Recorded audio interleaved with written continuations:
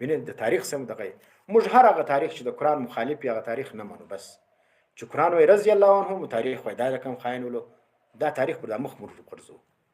هر هغه تاریخ چې د قرآن او د حدیث څخه مخالف تاریخ ولو چې هر څو غټ سړي لیکلي لا مسلم. ځکه قرآن تر ګډو غټ دغه دلیل دی. قرآن صحابو ته سرټیفیکټ د رضی الله عنهم ورکړي دی او تر ولاړ دی د خیانت کړي او پلان دی کړي او پلان دی کړي.